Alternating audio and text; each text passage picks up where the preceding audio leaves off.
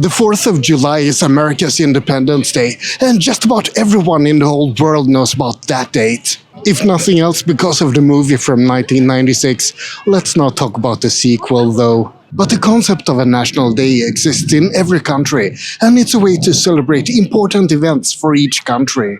In America's case, it's independence, and the same goes for Finland, which celebrates its Independence Day on December 6th. In fact, if you look at the list of national days, most of them are either days when the country became independent or when they signed the constitution, and sometimes both. But then you have Sweden's National Day on June 6th. It wasn't even called the Swedish National Day until 1983. Before that, it was called the Swedish Flag Day. And it wasn't a public holiday until 2005, so it's actually a pretty recent holiday, which is a bit weird for a country that's more than 1,000 years old. But maybe that's the issue. Sweden hasn't had to struggle for independence for hundreds of years, so there's no obvious day to celebrate. So why was June 6th chosen? And what exactly do the Swedes celebrate? And how do they celebrate? Let's dive into the history of the National Day of Sweden.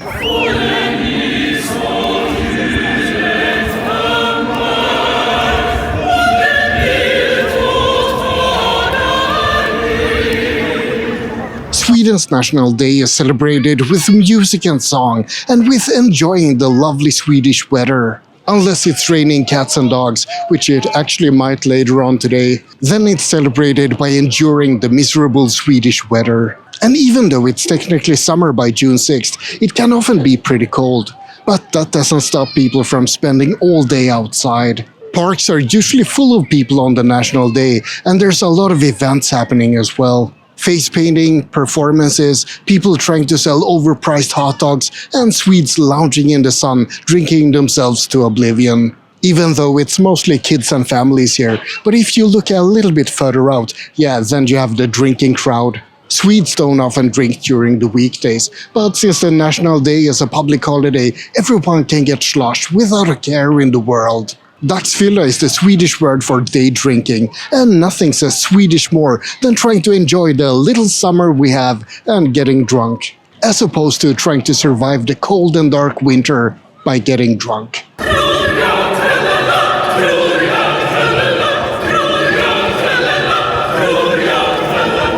Sweden's National Day wasn't a national day before 1983, it was the Swedish Flag Day. Waving around flags is very common in some cultures. I'm looking at you, America, but it hasn't really been a Swedish tradition. In fact, before the 1900s, flags on land wasn't really a thing at all in Sweden. Flags were mostly just used on board ships. You could see them on land as well, but it wasn't very common. In 1873, the royal castle flew the Swedish flag for the first time ever, and people were quite upset about that.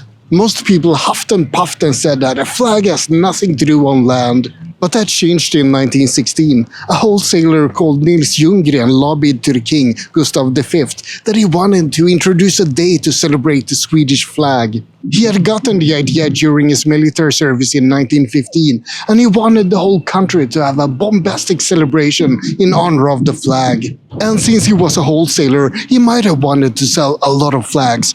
I'm not saying that that was one of the reasons, but I'm not saying that it wasn't. The king approved of the idea, and the Swedish Flag Day was established in 1916. Flagpoles were put up in Stockholm and in many places all over the country, and there were huge celebrations with music and choir singing and a lot more. And people appreciated the tradition, and they started to appreciate having flags on land as well as at sea. And this celebration, the Swedish Flag Day, took place on June 6th. But why was June 6th selected? Well, to answer that, we have to go back a little bit further in time, to 1893 to be more precise, but also to 1809 and to 1523.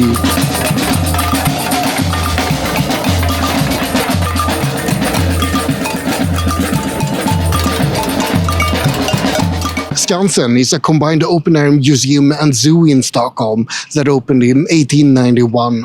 It's a place that's beloved by many people in Stockholm and all over Sweden. It's got a bit of everything. Great views of Stockholm, Nordic animals like moose and reindeer, and a lot of history. These days there are more than 140 buildings at Skansen, and the oldest one is from the 1300s. Skansen's ambition is to ensure that Swedish history is preserved, and this is also where the first June 6 celebration took place. In 1893, Skansen had a celebration at the end of the Spring Festival, and they decided to celebrate it in a nationalistic spirit.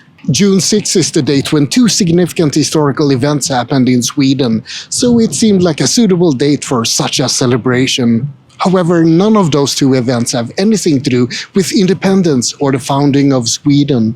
But they are quite significant when it comes to how Sweden is governed.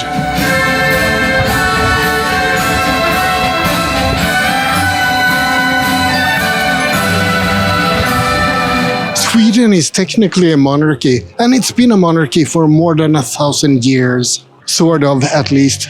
Nothing about the history of Sweden is straightforward. It's debatable whether or not the Sweden 1,000 years ago is the same Sweden as today.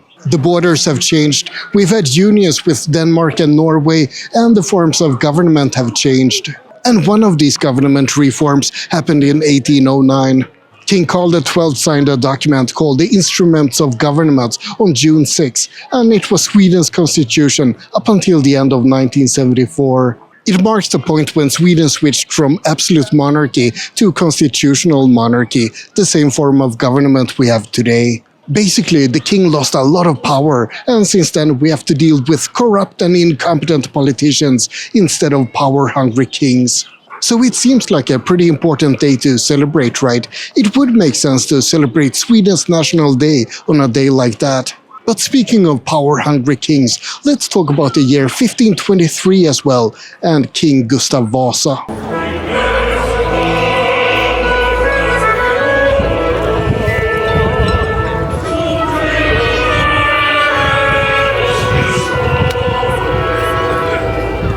Celebrating the 1809 constitution is just one of the reasons that June 6 is Sweden's National Day. The biggest reason is that June 6 is when Gustav Vasa became King of Sweden in 1523. Sweden was part of the Kalmar Union between 1397 and 1523. It was a union between Denmark, Norway and Sweden. And since the Scandinavian countries were a bit different back then, that also included Finland, Iceland and Greenland, as well as the Shetland, Orkney and Faroe Islands. It started off pretty decently, with Eric of Pomerania ruling over the entire Union, but it wasn't smooth sailing. The Union wasn't exactly built on a solid foundation, and there was a lot of grumbling, especially from Sweden. And when King Christian II of Denmark was appointed leader of the Kalmar Union in 1520, things went really downhill. He was the guy behind the infamous Stockholm bloodbath, for example, and there was a lot of resistance against him in Sweden. In fact, he's not known as Christian II in Sweden, he's known as Christian the Tyrant. A young man called Gustav Eriksson had his family killed at the Stockholm bloodbath, and he started a rebellion against the Danish king. Long story short, but he rallied the Swedes against the Danes, and on June 6, 1523, he was crowned King Gustav Vasa of Sweden. He's seen as a liberator from the tyrannical Danes, and he's the closest that Sweden has to a hero figure. So it really does make perfect sense to have Sweden's National Day on June 6 in honor of his coronation.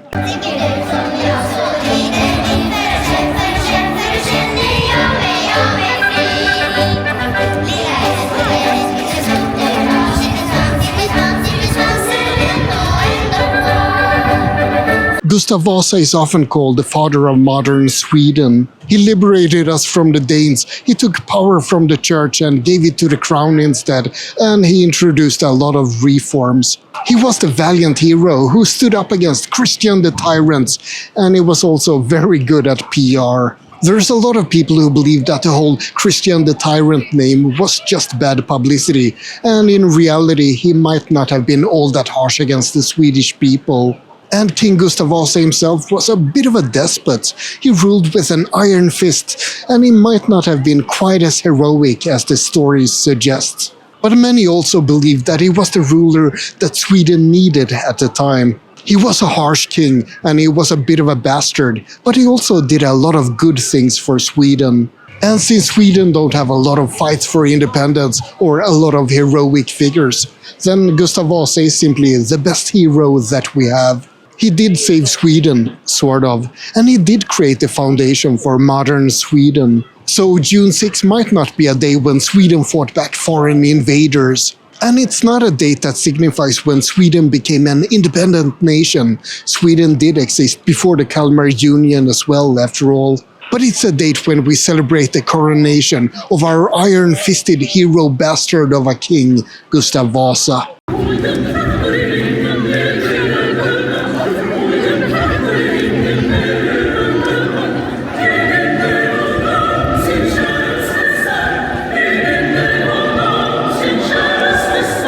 Sweden's National Day may seem a little bit silly compared to other countries. We don't have that many big important battles to celebrate when the country fought for its survival, but I think that that's a good thing. I'd rather have a national day that's a little bit arbitrarily chosen than having a history of struggling for existence. And I'd rather have a day when we simply enjoy our happy and peaceful lives than a day full of ultra-patriotism. That's also reflected in Sweden's national anthem.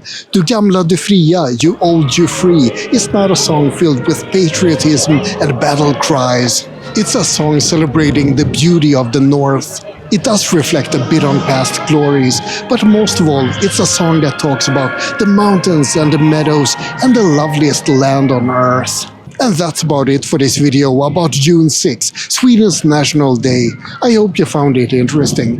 Like and subscribe, but most importantly, have a great day.